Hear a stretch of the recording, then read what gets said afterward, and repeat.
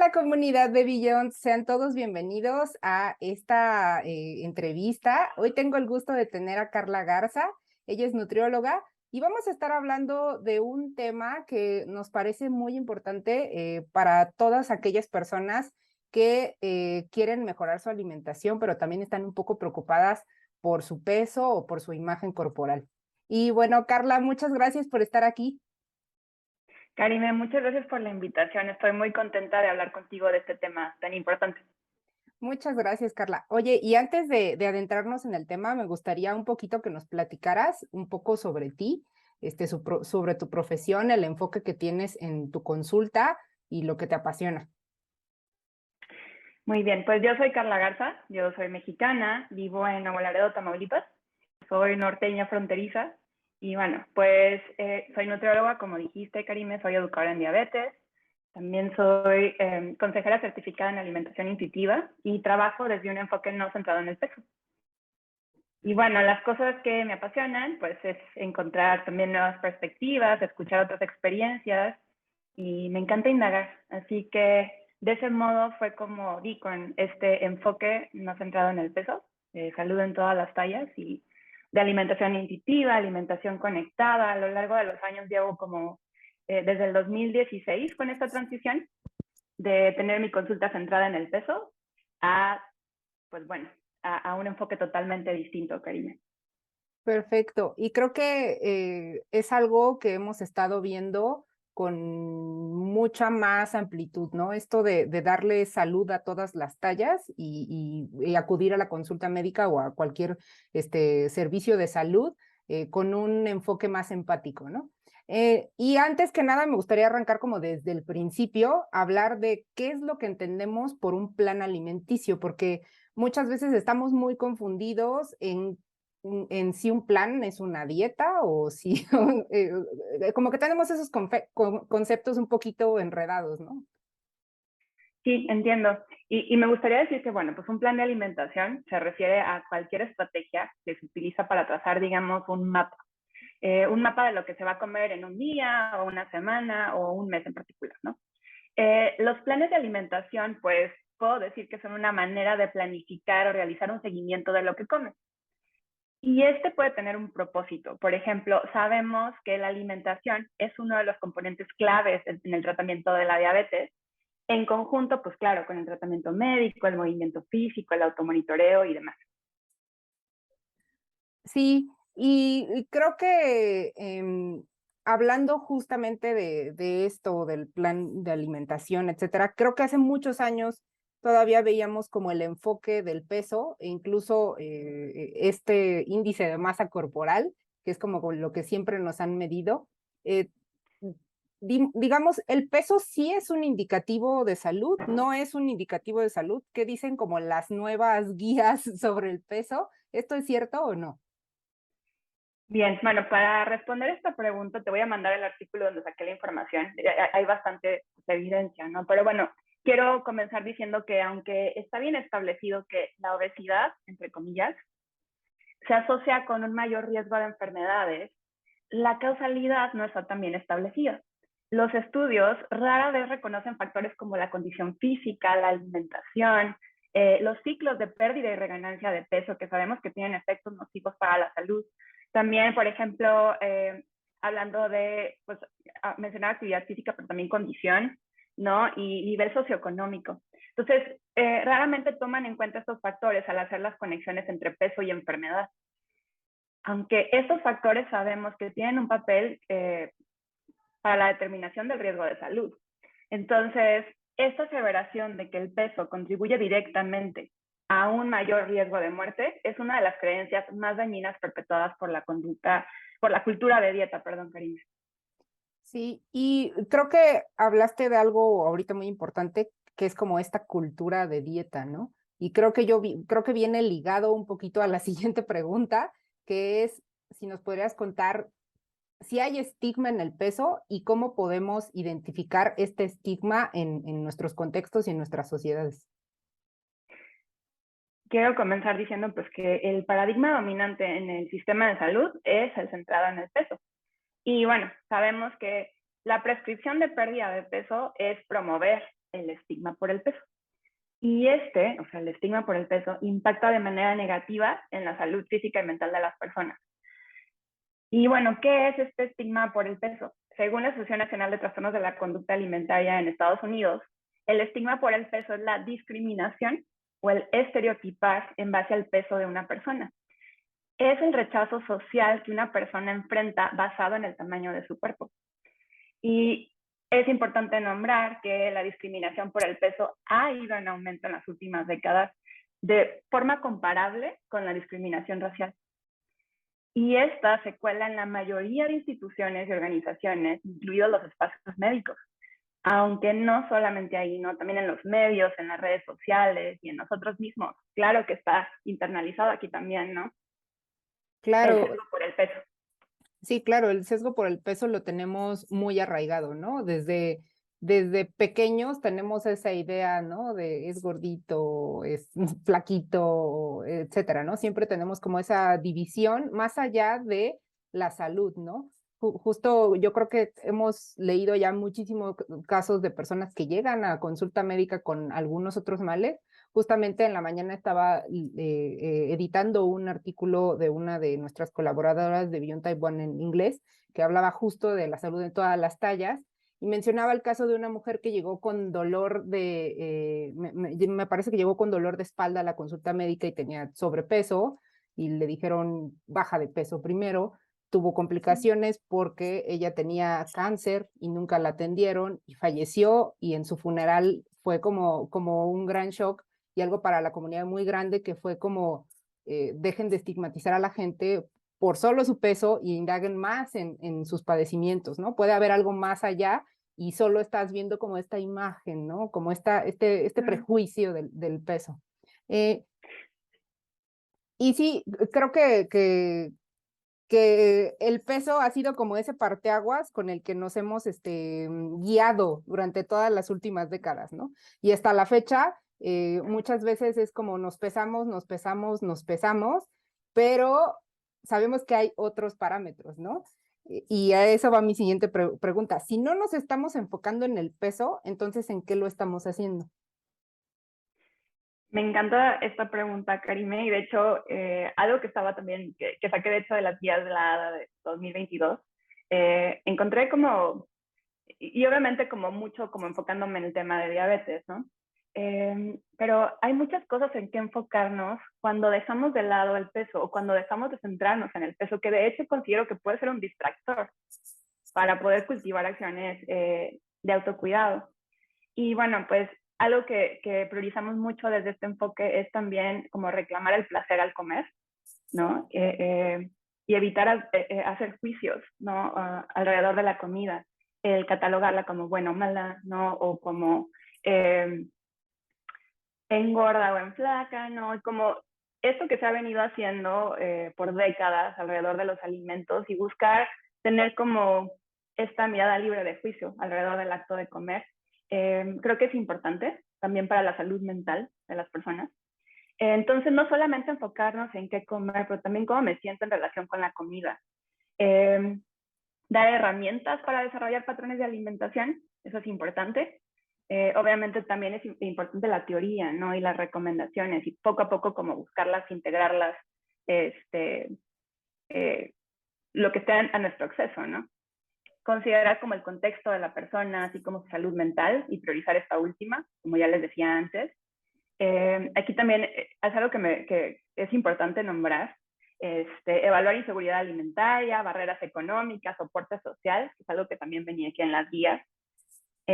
Hablar acerca de inequidades del acceso a la salud, que se relacionan obviamente con el desarrollo de diabetes, con sus complicaciones. Y como sociedad creo que tenemos bastante trabajo ahí, Karina. Sí, claro. Y hablando de estos parámetros, ¿hay parámetros específicos que una persona con diabetes pueda seguir que no sean el peso? O sea, que digamos que sea como el plus, ¿no? Hace poquito estaba reflexionando al respecto y luego leí tu pregunta y dije, wow, coincidió que y estaba pensando también justamente en eso, ¿no? Como, porque muchas veces esa es la pregunta que muchos consultantes tienen al llegar a las sesiones. Y bueno, creo que más allá del peso, e incluso, ¿no? A veces de los niveles de glucosa y de insulina.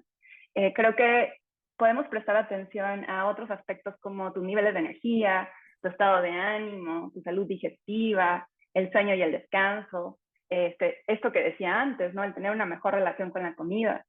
Y simplemente el hecho de estar cultivando más acciones de autocuidado, ¿no? Sí, claro. Y bueno, las personas con diabetes tipo 1 o tipo 2 pueden seguir este plan de estilo. Digo, también creo que tiene mucho que ver, digamos que el enfoque de tratamiento que está siguiendo, ¿no? O el enfoque planteado por tu profesional de la salud. Pero ¿es algo que tú le recomendarías a las personas con diabetes tipo 1 o tipo 2?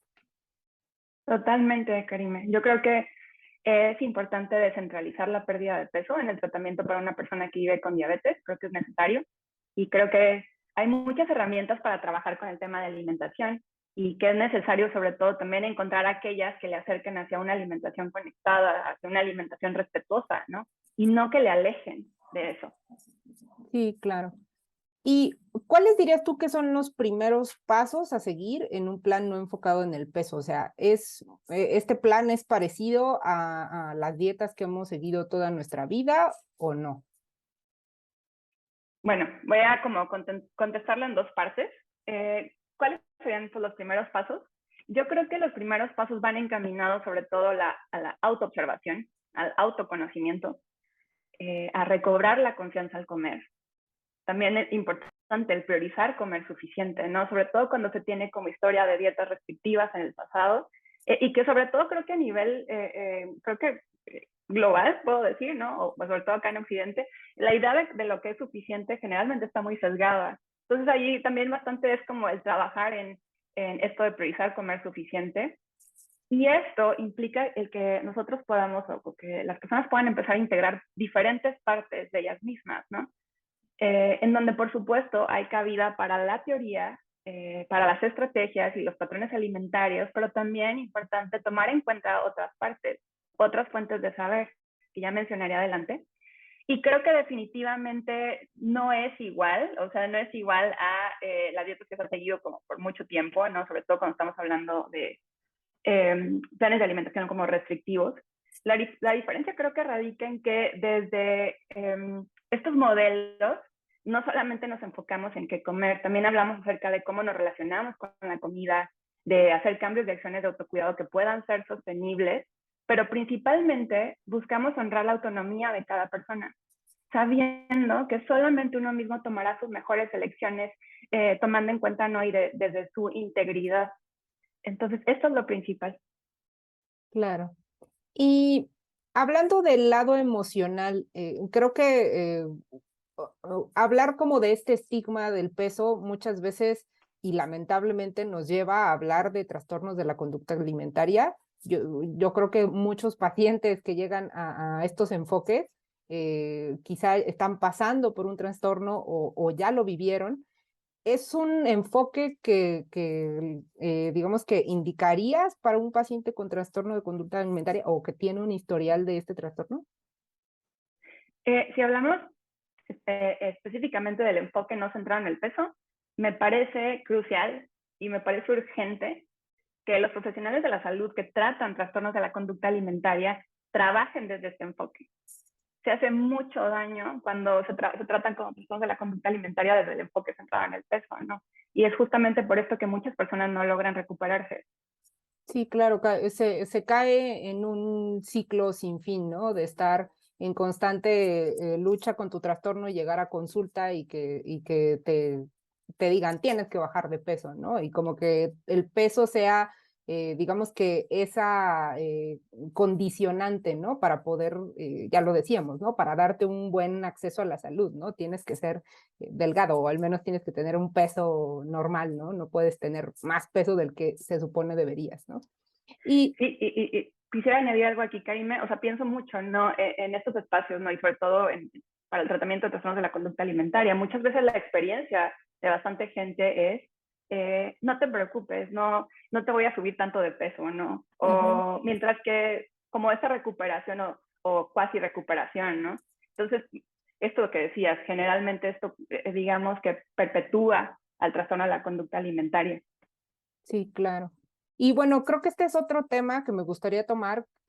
Hace poco tuve una experiencia personal con una amiga que cursa por un trastorno de conducta alimentaria y su psiquiatra y su psicóloga le han dicho, no puedes pesarte, ¿no? Y es algo como muy tuyo, y llegó al sistema de salud y la pesaron y le dijeron cuánto pesaba. Y para ella fue muy difícil porque es una información que impacta mucho en ella, ¿no? Entonces, me gustaría preguntarte directamente, ¿es necesario que un paciente conozca cuánto pesa? Y si no es así, ¿cómo crees que sería ese consejo que le darías para que pueda dialogarlo con el médico? Y también un consejo para los profesionales de la salud que nos escuchan y que puedan entender la razón de por qué quizá no puede ser tan bueno decirle el peso a un paciente. Sí, totalmente. Creo que, bueno, te comparto que hace tiempo igual me preguntaban en un taller algunas participantes, ¿no? ¿Nos puedes dar estrategias para cómo enfrentar esto en los espacios de proveedores de atención de salud, ¿no? Y yo me quedé en ese momento como de, realmente soy una persona que vive con privilegio de delgadez. Eh, es importante como primero decir esto, ¿no? Y aquí como que dije, claro, es importante esto, ¿no? Tengo que ponerme a investigar. Y encontré con el blog de, bueno, es alguien a quien sigo hace mucho tiempo, es una activista en Estados Unidos, de hecho son dos activistas, que te voy a pasar como sus cuentas. Eh, es Ragen Chastain y no recuerdo el nombre de la otra persona, pero igual te lo hago llegar. Y el punto es que me puse, encontré así como todas sus recomendaciones y me puse a hacer como una infografía, tipo una infografía, así como, dije voy a dar como que tener hojitas listas para darle a mis consultantes, para, bueno, y dice así como de, ¿qué puedo decir? O frases que se pueden utilizar en tu próxima consulta o visita con tu médico, ¿no? Entonces, para muchas personas puede ser bastante intimidante. Están ahí como decir, oye, no me quiero pesar, o sabes qué, a ver, muéstrame evidencia de que esta, esta prescripción que me estás haciendo no me va a hacer daño, ¿no? O tiene un buen desenlace a largo plazo. Entonces dije, pues bueno, se puede imprimir y se puede llevar y muchas veces si no quieres como decirlo, aquí está mi hojita, ¿no? Y es importante decir que en la experiencia de muchas personas, sí hay bastantes profesionales de la salud que se abren a esto, ¿no? De, ok, si no te quieres pesar, no te preocupes, a lo mejor será necesario para el tema de dosificación de medicamentos, puede ser, pero muchos profesionales de la salud son comprensivos en cuanto a, no te preocupes, te vamos a pesar sin que tú lo veas y aquí vamos a tener el dato. Entonces, muchos consultantes se han llevado gratas sorpresas y bueno, también me gustaría compartirte esa información porque son algunas como recomendaciones así puntuales que pueden hacer como las personas que nos escuchan, ¿no? O que te lean, para abordar esas experiencias, ¿no? En los consultorios médicos. No sé si quieres que te lea aquí lo que tengo o quieres que te lo Sí, mande nada más. no, estaría padrísimo, sí. Ok, genial. Dice, frases que puedes utilizar en tu próxima visita con tu médico. Primero, evidencia. Muéstrame un estudio en el que la mayoría de personas tuvieron éxito con la cantidad de pérdida de peso que sugieres. Segundo, mi experiencia y los estudios dicen, y aquí viene como que una pequeña explicación que se le puede dar al médico, si es que así lo decían ustedes. La investigación que he visto muestra que la gran mayoría de las personas que intentan perder peso lo reganan y muchas veces en realidad aumentan de peso a largo plazo. Los ciclos de pérdida y recuperación de peso sí que tienen efectos dañinos. 3, tratamiento. ¿A las personas delgadas les da esta condición? La respuesta siempre sí, así que sigo con, ¿qué le receta? Probemos con eso.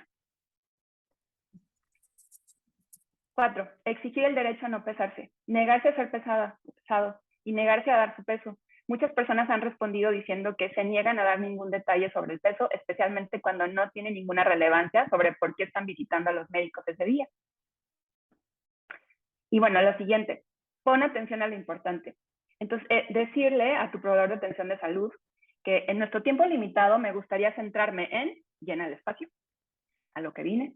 Diles directamente que no estás ahí para hablar sobre tu peso y que necesitas ayuda con tu condición o problema de salud. Establece límites y no permitas que los crucen. No me interesa hablar de mi peso. He venido por. Siguiente, espacio libre de vergüenza.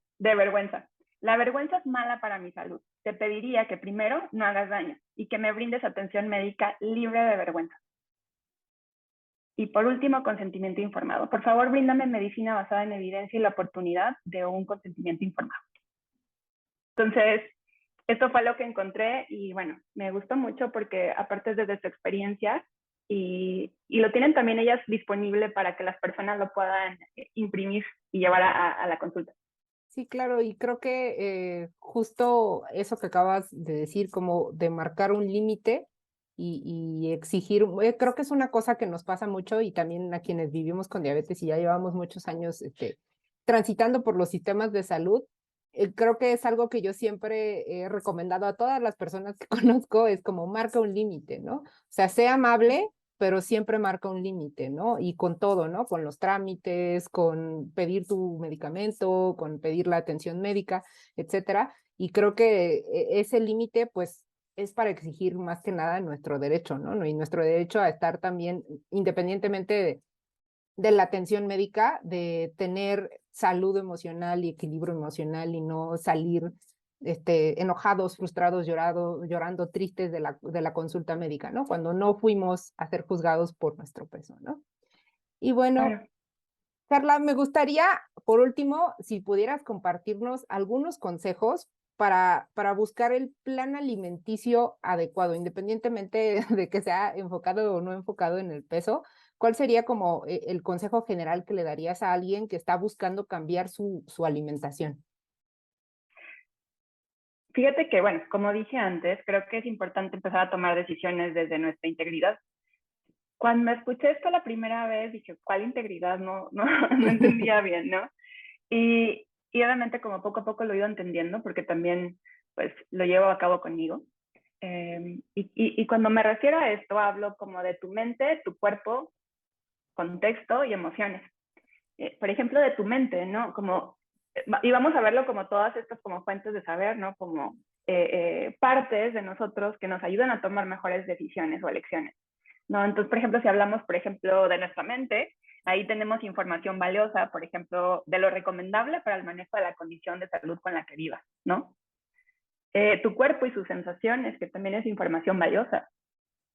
Tus emociones también, ¿no? Eso también hay que tomarlo en cuenta para nuestra alimentación.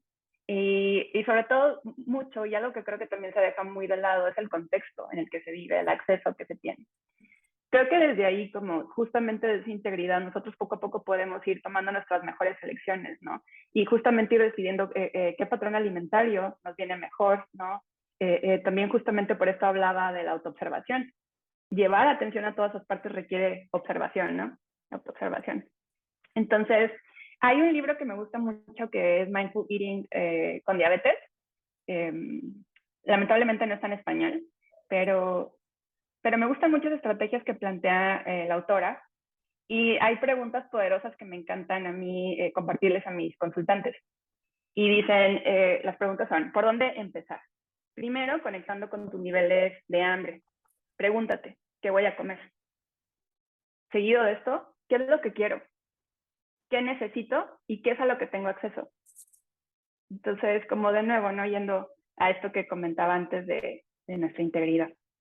Sí, claro, y me parece muy importante eso que dijiste, ¿no? Porque cuántas veces no hemos llegado a consulta y te ponen un pedazo de salmón y es como, el salmón es muy costoso, ¿no?